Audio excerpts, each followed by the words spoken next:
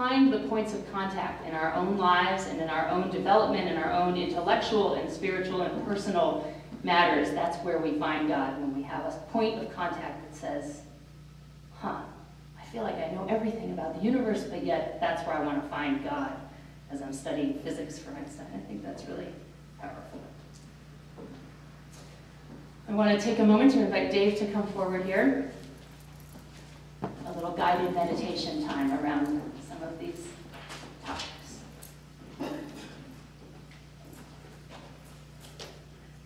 You know, we use that wonderful left brain to collect facts.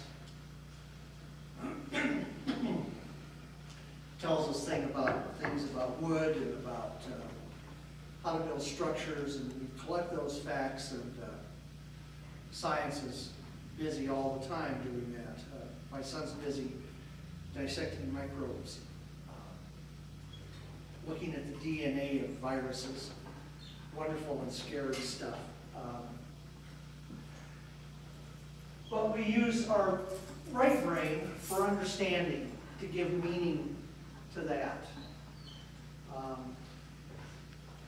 Why we should care that microbes at their worst produce things like the Black Plague and other unpleasantness.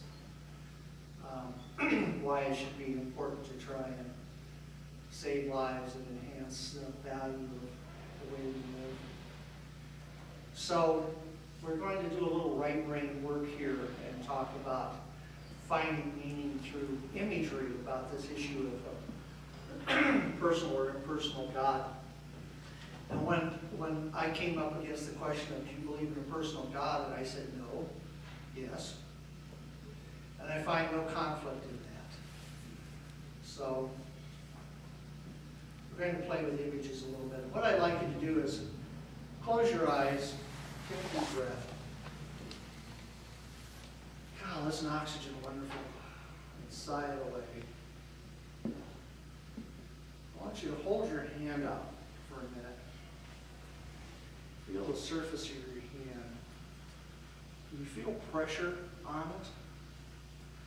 Part of it is the difference in the temperature between your body and the air. But there's a weight there of, at this altitude, probably closer to 12 pounds per square inch.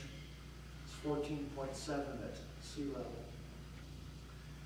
Now I want you to think for a moment. You feel this weight of the column of air on your hand, about this ocean that we live in. Take another breath. Pay attention to it. Coming into your lungs and going out of your lungs. Think about your breathing just a little bit. It's a good thing to breathe, believe me. And if I could click my fingers at this point and transport you all to a Florida beach at sea level, it would feel for a little bit like you were breathing pea soup. Thick, rich air. But we're a mile high here. If I moved you to the top of Pikes Peak, which is, I don't know, 2.5 miles maybe up in the air, you'd probably get a headache. Maybe have a little trouble breathing and be a little disoriented because there's less oxygen there. But over time, you'd acclimate to it. Mount Everest sticks way up in this ocean of air that we live in. It's about 5.5 miles tall. And if I could move you to the top of Mount Everest, there's so little oxygen that brain damage would start almost immediately. Brain cells would start dying from lack of oxygen. And it's cold and it's miserable. So, picture yourself in this church, in this place, breathing this wonderful air. That ocean that we live in, which sustains all life on this planet, if If it wasn't there, the oceans would boil away into space. This ocean of air supports every bit of life on this planet. And as of a couple of months ago, there are now 7 billion of us here. Take a deep breath, sigh it away. 7 billion people are breathing with you. This ocean is totally connected. Everything that happens at some finite level affects everything else that happens.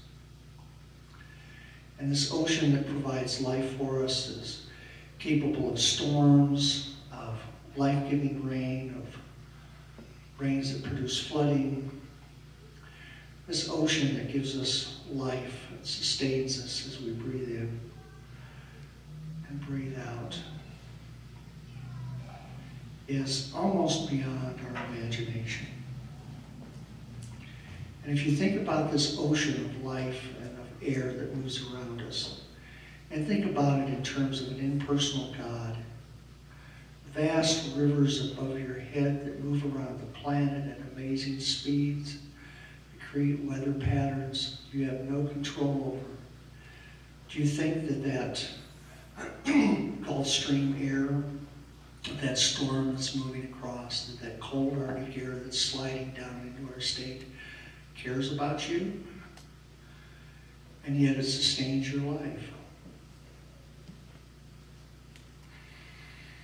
Breathe in and breathe out. If you think for a moment of this ocean of air, instead of being air, being an ocean of love.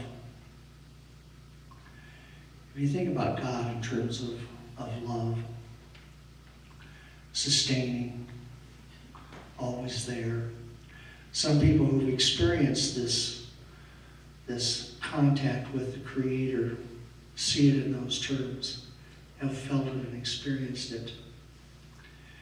And when you breathe in, that oxygen is taken in your lungs and put into your bloodstream and moves through you with every beat of your heart. And it's the most personal thing you can imagine. Without it, you wouldn't be here. I can't imagine a creator that would create in us, at our best, love and compassion, connectedness and community, the chance to affect each other's lives in a positive way, and not have those same attributes as part of the Creator. I think of that impersonal God that is sustainer of life,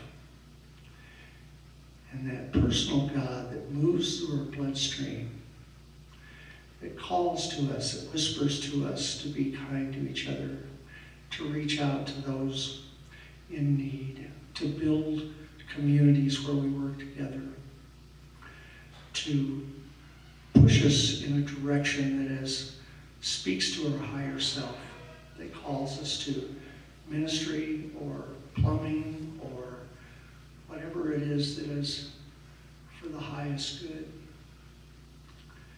Breathe in for a moment. That air in your lungs is connected to every other bit of life on this planet. Personal, impersonal, speaking to you through the very rivers of your bloodstream and the very muscles of your body. I believe in a God that is the source of all creation and is intimately involved with what is best for me and you. Breathe in the loving Spirit of God and breathe it out to each person in this room and 7 billion others. a deep breath. Sigh it away. Come back to this moment in this space. Feel the room around you. Become aware of the light against your face, people in the pews next to you. And as you go out this week, give some thought to that personal or impersonal or both Creator.